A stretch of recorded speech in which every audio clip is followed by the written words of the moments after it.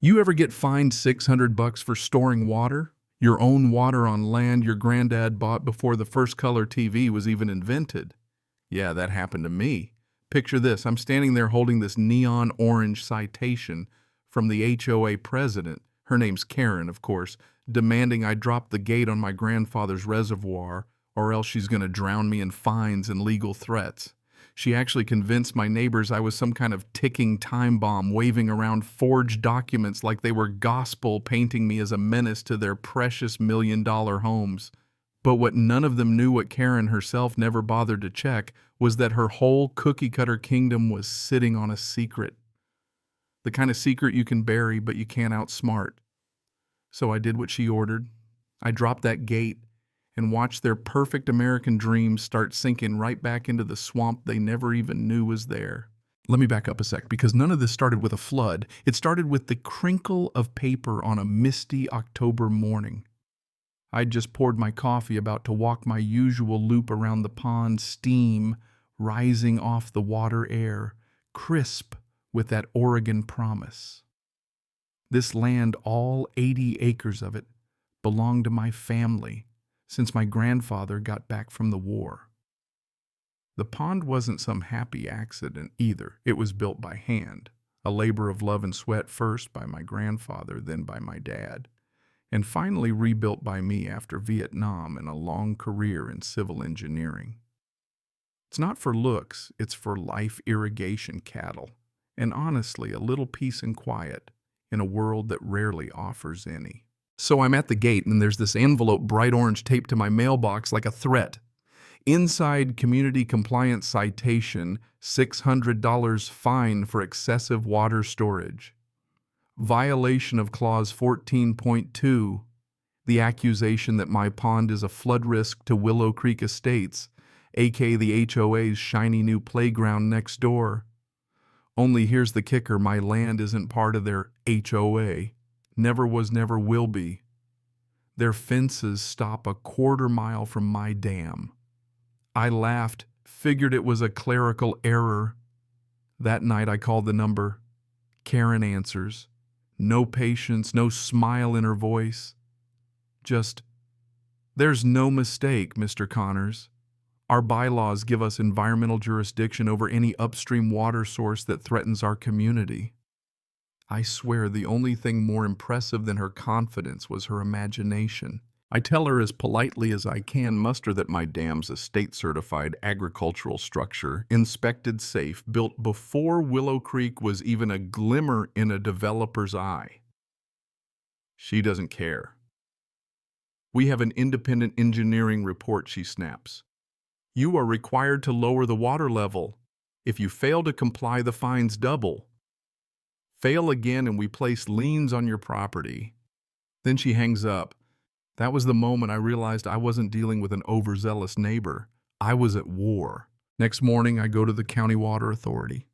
David, the guy on the phone, recognizes the dam instantly. "One of the best maintained private reservoirs in the county," he says. "All my paperwork is in order, grandfathered in untouchable by modern subdivision rules. The HOA has zero authority over you," he tells me. "Tell them to pound sand." So I mail Karen the official inspection records, copies of my dam certification, and a letter from the county. Thought that'd be the end of it. You ever think a bully's just going to give up when you stand up to them? Yeah, me neither. She shifts tactics, starts feeding fear to the neighbors. My longtime buddy next door hands me a letter that's gone out to every house in Willow Creek.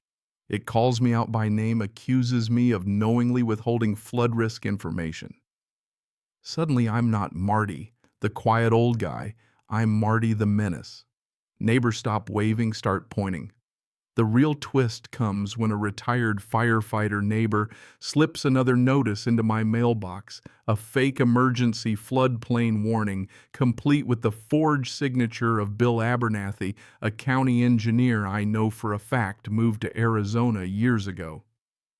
That's when it hits me. This isn't overreach, it's fraud. I drive straight to the county archives, dig through decades of paper. My grandfather's original permit from 1952, blueprints from my rebuild in '98, every inspection, every emergency plan. It's all there, a fortress of facts. But Karen doesn't care about facts, she cares about pressure.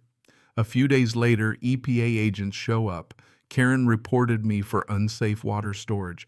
I give them coffee, show them the dam, answer every question. They leave almost apologizing for the hassle. No violation, not even close. For a second, I feel relief truth still matters.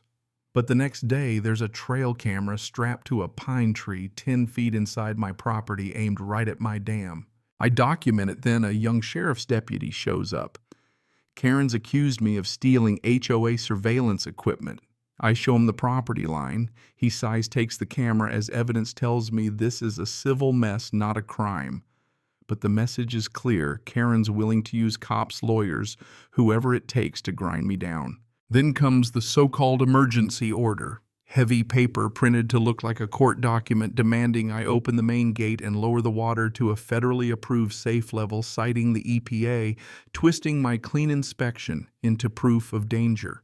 It's signed by Karen, witnessed by her sidekick, Anne. This is her checkmate. Comply, and she wins. Refuse, and she sues me for negligence. But here's the thing. She handed me everything I needed in writing. I call my nephew Troy, an investigative podcaster, tell him everything. He says, Uncle Marty, document every second. High-def, clear audio, no opinions, just facts. So I set up my camera, hit record, stand in the sun, holding Karen's bogus emergency order and the real EPA letter. I am complying with the HOA's written demand, I say, and crank open the floodgate for the world to see. The water flows slow and steady, soaking the thirsty earth just as designed. 2 days go by, nothing. Third day, the water reaches Willow Creek Estates. But instead of a flood, the ground turns spongy, lawns sag, mailboxes tilt, driveways crack. Turns out their million-dollar homes are built on top of a swamp. The HOA calls an emergency meeting. Karen spins the story, says she forced a dangerous man to act, but I maliciously flooded them anyway. But I don't need to argue, I've got the whole thing on video. I cut together my receipts, the fine, the forged document, the EPA letter footage of their trail cam, me calmly opening the gate. Upload the video, send it to Troy, and forget about it. Overnight, it explodes 10,000 views, then 600,000 comments rolling in from people with their own HOA nightmares. The narrative Karen tried to control is gone. Next thing I know, a local news producer named Sarah reaches out. Her team investigates, brings a hydrologist and a retired city planner. They walk my dam, inspect the homes, dig into old maps. Turns out Willow Creek Estates used to be Evergreen Marshland Reserve. Sandra, the hydrologist, picks up a handful of soil and says, "This is peat, holds water like a sponge, should never have been built on without deep pilings." George, the planner, points to an old survey. "You can't vote against gravity," he says. "They paved a swamp and called it safe." Marty just obeyed their order. Digging deeper, they find the independent engineering report was written by Karen's own nephew, a kid with an associate's degree. Every fine, every threat built on nepotism and lies. Word spreads. Neighbors start apologizing. Turns out they were scared into compliance too. The HOA starts to crack. The treasurer resigns, citing fraudulent activities. The United Front falls apart. Karen, desperate, calls for a legal fund, wants to sue me, the news station, anyone she can. But Troy's not done. He digs through the HOA's messy website, finds an email chain misfiled in a picnic folder. There it is in Karen's own words. The developer cut corners on drainage. The old dam is the perfect scapegoat. Fines, letters, legal pressure. Once we get him to open the gate, our insurance will cover the damages. She had pre-filed the claim before the emergency order ever hit my door. Insurance fraud, plain and simple. We send the evidence to the news station, the insurance company, and the DA. The insurer pulls coverage, launches an investigation. HOA's left with no money, no coverage, and $2.8 million in damages to fix. Then comes the lawsuit. Karen tries to drag me into court. My lawyer, Ben, sees the evidence and just grins. This isn't a case, it's a demolition. In court, they show my video, the fake documents, the maps, and call the former treasurer to testify. Karen forged signatures and paid her nephew for bogus reports. When the judge hears Fraud County sheriffs walk right up and arrest Karen on the spot for wire fraud, forgery, and harassment, that was the moment the air finally cleared. Karen's downfall was swift and ugly. The HOA collapses, the judge declares my land off limits to all future neighborhood interference, and the state even grants me money to upgrade the dam. The truth the judge says isn't dramatic, it just takes longer to show up. He's right. Victory's a strange feeling, lonely, bittersweet, but real. Now the seasons have turned. I still walk my pond every morning, the new solar gate humming along. Neighbors wave, even bring over pie. A kid from the hill asked me to explain the dam for his school project. I showed him how gravity works, how water always finds the truth. Willow Creek's homeowners, once enemies, now victims of their own leadership, start to rebuild, this time eyes wide open. Karen took a plea deal, no jail, but a lifetime of restitution and disgrace. The HOA is gone. Every bogus fine she ever issued, voided and refunded. My rights to this land, this dam, ironclad. Turns out the only thing I was ever really storing wasn't water, it was the truth. For 75 years, that dam held it all back. And when it was finally released, it didn't rage, it revealed, it showed everyone what happens when arrogance meets gravity. So tell me, was I wrong to follow orders? Or did karma just find its way home?